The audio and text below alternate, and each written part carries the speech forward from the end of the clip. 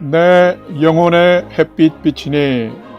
샬롬. 사랑하는 성도 여러분, 주님 은혜 안에서 지난밤도 평안한 쉼을 잘 쉬셨는지요? 오늘은 2025년 11월 5일 수요일 아침입니다. 사람은 살아가면서 때를 따라 무엇인가를 잘 누릴 줄 안다는 것은 참 중요합니다. 그제와 어제는 모처럼 날씨가 맑았습니다. 점심 식사 후에 잠깐 강변을 거닐었는데 보여지는 산과 호수와 나무는 참 아름답고 좋았습니다. 우리 성도님들도 때때로 아름다운 삶을 잘 누리며 사시기를 기원하며 아침 경건의 시간을 시작하겠습니다. 오늘은 찬송가 586장 어느 민족 누구게나 함께 찬송하겠습니다.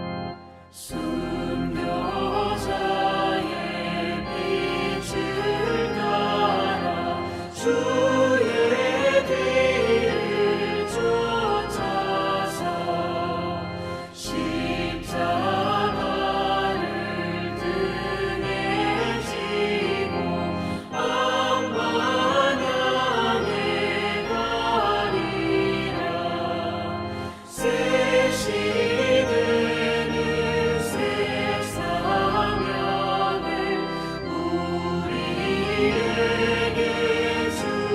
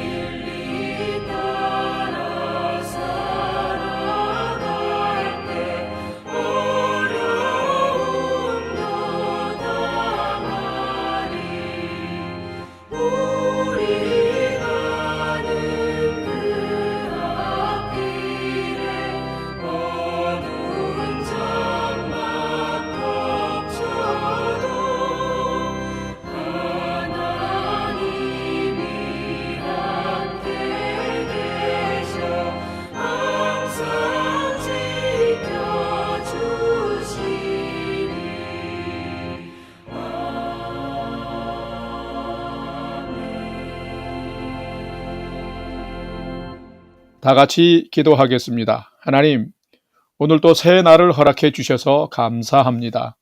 오늘도 생명과 진리의 말씀 앞에 서오니 말씀을 묵상할 때에 풍성한 삶을 사는 비밀을 깨달아 알게 해 주시고 주신 말씀에는 순종함으로 오늘도 가장 복된 은혜의 인생을 살게 해 주시옵소서.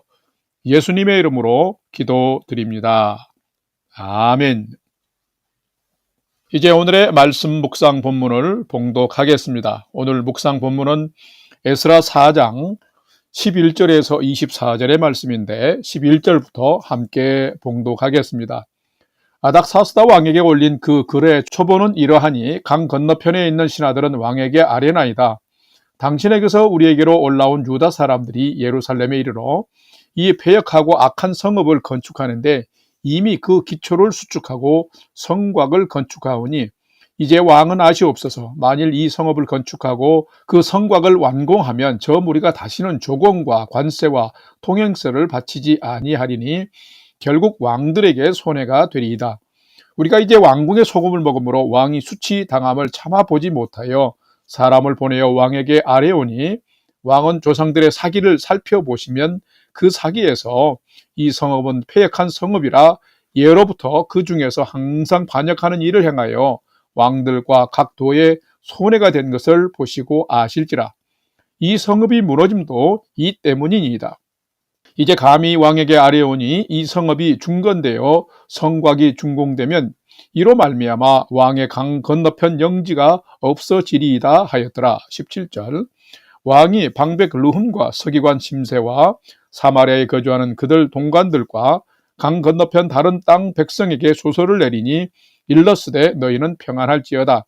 너희가 올린 글을 내 앞에서 낭독시키고 명령하여 살펴보니 과연 이 성읍이 예로부터 왕들을 거역하며 그 중에서 항상 배역하고 반역하는 일을 행하였으며 옛적에는 예루살렘을 다스리는 큰 군왕들이 있어서 강 건너편 모든 땅이 그들에게 조공과 관세와 통행세를 다 바쳤도다.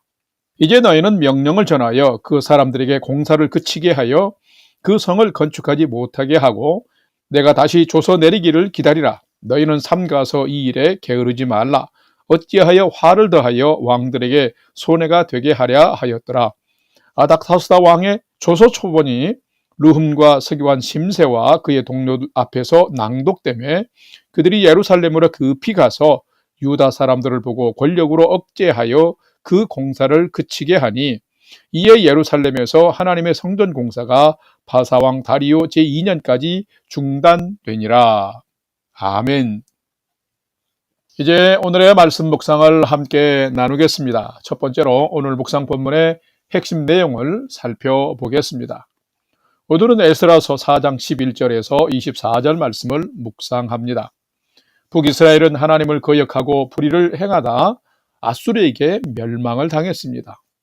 남유다도 북이스라엘처럼 되지 말고 회개하고 돌이키라는 선지자들의 많은 외침을 듣지 않았습니다.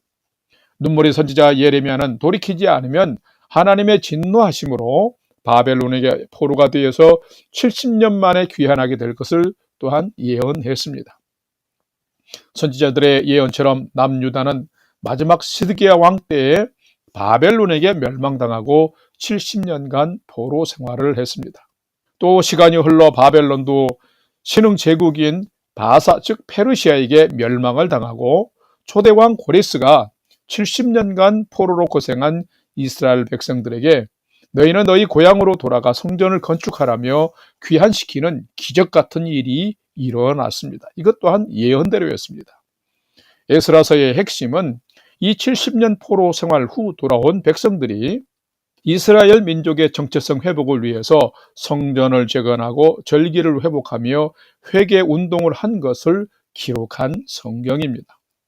수룹바벨의 지도 아래 귀한 자들이 성전을 재건할 때에 그들의 대적자들도 자신들도 동참시켜 달라고 요청했습니다. 그러나 지도자 느헤미야가 거절하자 그들은 성전 건축을 집요하게 방해하기 시작했습니다. 오늘 묵상 본문의 핵심 내용은 성전 재건을 방해하는 자들이 이스라엘의 과거 역사를 왜곡하고 거기에 거짓을 많이 섞어서 만든 상소문을 아닥사스다 왕에게 보내서 권력으로 성전 건축을 억제하며 다리오 왕 때까지 16년간 성벽 건축이 중단된 것을 오늘 본문은 기록하고 있습니다.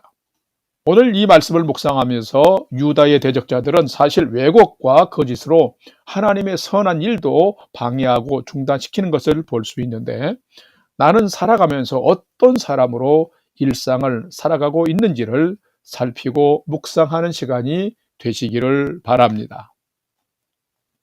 두 번째로 오늘 묵상 본문에 나타난 하나님은 어떤 분이신지를 살펴보겠습니다. 오늘 본문에 나타난 하나님은 때로는 침묵하심을 통해서 죄의 결과가 참혹함을 더 경험케 하면서 죄에서 빚어가시는 분이 하나님이시다라는 것입니다.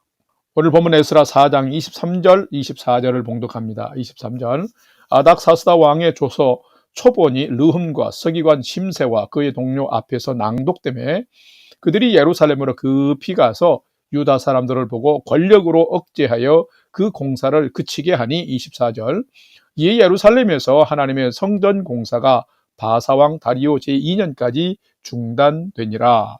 아멘. 우리가 믿는 하나님은 어떤 분이실까요? 사실 오늘 본문에는 하나님의 이름이나 하나님에 대한 표현이 전혀 기록되지 않았습니다. 그런데 하나님의 일하심을 우리가 성경을 통해서 본다면 순종하는 삶은 은혜와 복을 더하시지만은 불순종과 불의의 삶에는 진노와 재앙을 내리시는 분이 하나님이십니다. 아수르에게 북이스라엘을 내어줌도, 남유다를 바벨론에 내어줌도 모두가 하나님을 거역하고 불의를 행한 죄악 때문이었습니다. 수많은 선지자들을 보내어서 회개하고 돌이켜 돌아오라고 명령했습니다. 그러나 그들은 하나님을 오히려 버리고 거역하며 불의를 행하는 사특하고 망령된 삶을 많이 살았습니다.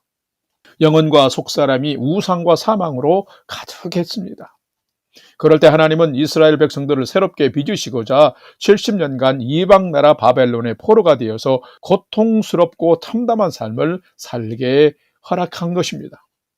삶이 고통스러울수록 죄악에 대한 참회는 깊고 참되기 때문인 것입니다. 그런데 에스라 4장의 말씀을 보게 되면 하나님의 은혜로 예루살렘으로 돌아온 귀한 백성들이 이제는 무너진 성전을 재건하고 성읍의 성벽을 재건하고 있는 것을 볼 수 있었습니다. 그런데 이미 아수르 때부터 정책적인 이주를 와 있던 유다와 베냐민 지파의 대적자들이 이 하나님의 성전을 재건하고 성벽을 수축하는 것을 몹시 싫어했습니다. 사실 그들은 하나님의 선한 역사를 싫어하고 대적하는 거짓의 사람들이었던 것입니다. 그들은 성전 재건을 실험만 한 것이 아니라 이제는 방해하려고 이스라엘의 과거 역사를 왜곡하는 말도 안 되는 상소문을 써서 아닥사스다 왕에게 보내어서 결국은 이 아닥사스다 왕이 권력으로 유다 사람들을 억제해서 성전 재건 공사를 중단시키고 말았습니다. 자, 그렇다면 사랑하는 성도 여러분, 하나님은 어떤 분이실까요? 하나님은 이런 침묵의 시간에도 보이지 않게 일하시는 분이십니다.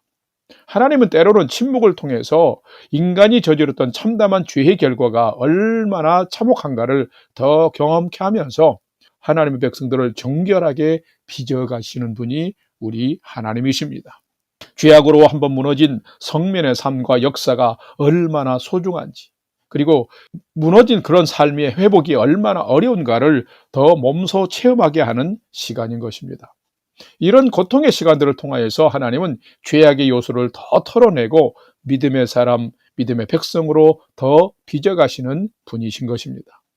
끝내 믿음을 회복한 백성들이 두려움을 이겨내고 성전을 재건하는 모습을 에스라의 후반부를 보게 되면, 그리고 봉헌하는 모습을 보면 알 수가 있는 것입니다.